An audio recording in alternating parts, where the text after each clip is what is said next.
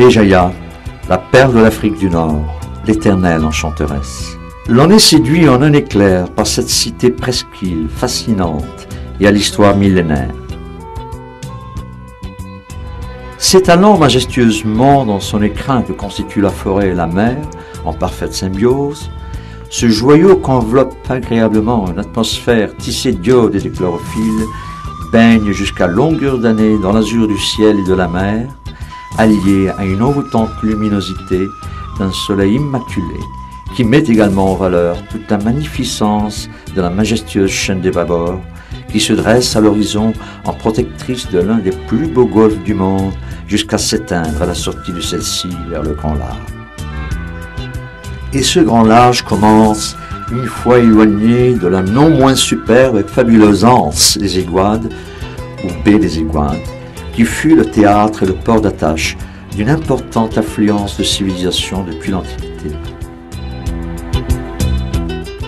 Une autre anse, celle de Tamerlate, qui ne manque pas de charme, se creuse à l'ouest du Cap Carbon et là se trouve la plus belle arche marine au bas des falaises.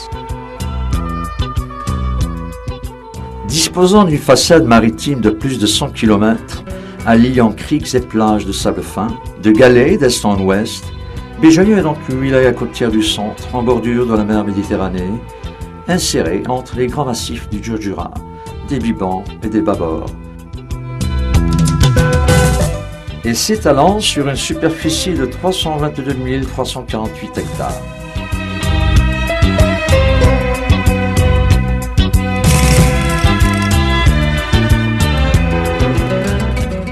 La période préhistorique de la région de Béjaïa a laissé bien des traces, dont également des objets d'art figuratifs, notamment des figurines zoomorphes en terre cuite, dans l'abri sous roche d'Afalou, près de Souk el Temim.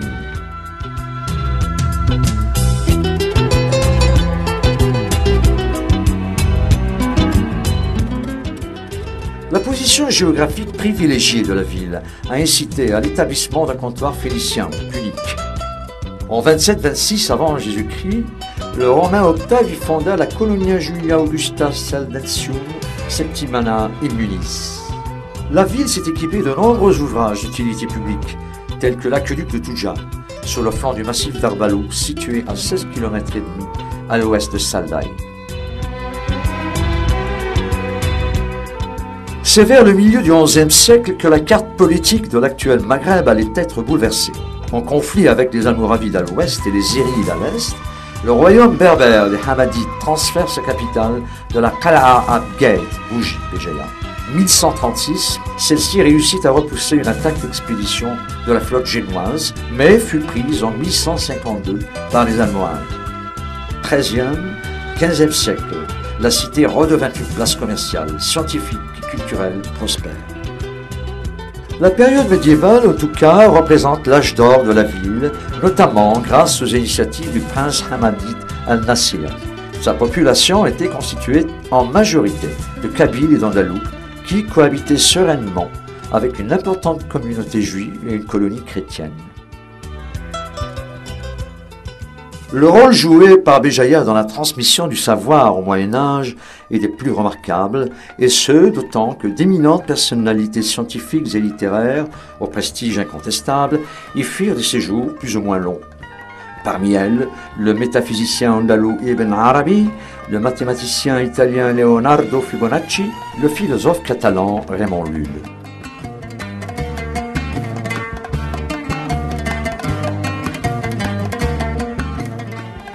L'occupation française de Béjaïa commença en 1833 et dura jusqu'en 1962, date de recouvrement de l'indépendance. La cité et sa région opposèrent une résistance farouche, et plusieurs événements historiques prouvent qu'elles ne cessèrent jamais d'être un foyer d'insurrection.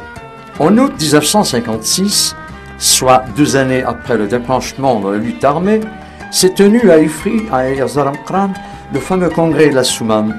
En effet, il fallait bien structurer la guerre de l'indépendance.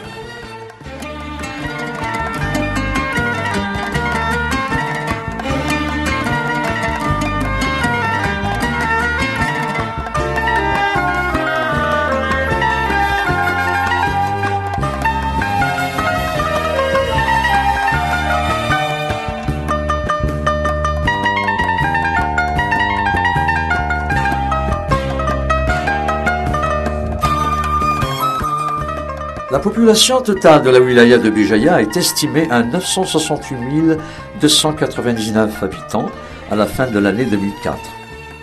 La densité est de 300 habitants au kilomètre carré.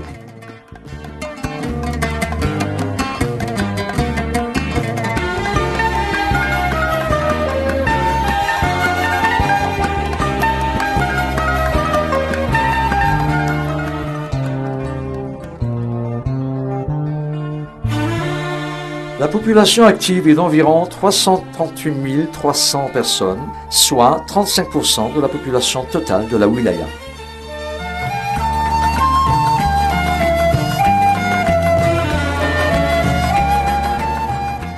Les programmes d'investissement productif au cours des dernières années ont permis la création de 17 911 emplois répartis comme suit. 10 587 postes d'emploi dans le cadre de la relance économique. 7 324 postes dans le cadre du programme normal. Par ailleurs, la création de plusieurs unités de production privées ont permis l'embauche de nombreuses personnes, notamment dans les zones d'activité et industrielles.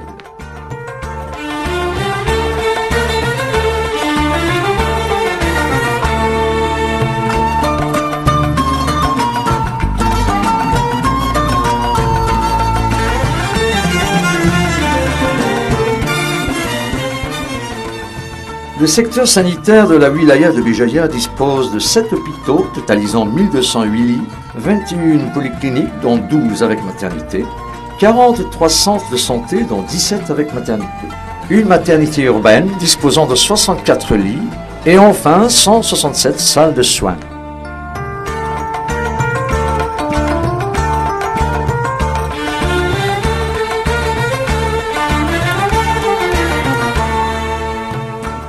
La carte des établissements scolaires est dans l'ensemble plutôt satisfaisante, l'accueil des élèves à chaque rentrée s'effectuant toujours dans des conditions normales.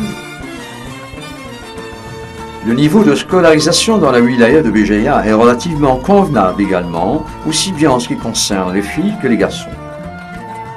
Par ailleurs, il n'existe pas de grand déséquilibre entre les zones urbaines et rurales. Les conditions de déroulement des cours sont également acceptables, en dépit de cas de surcharge de classe dans certains établissements situés dans les centres à forte concentration de population. Et ces surcharges en question sont beaucoup plus dues à des retards accusés dans la réalisation de projets qu'à d'autres facteurs.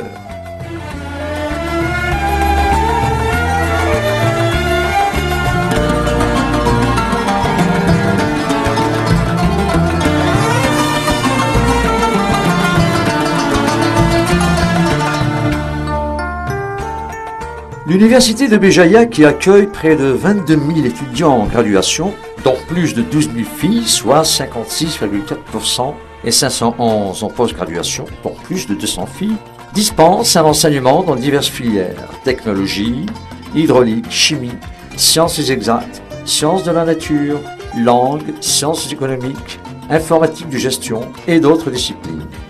L'encadrement est assuré par 623 enseignants permanents, dont 24 professeurs.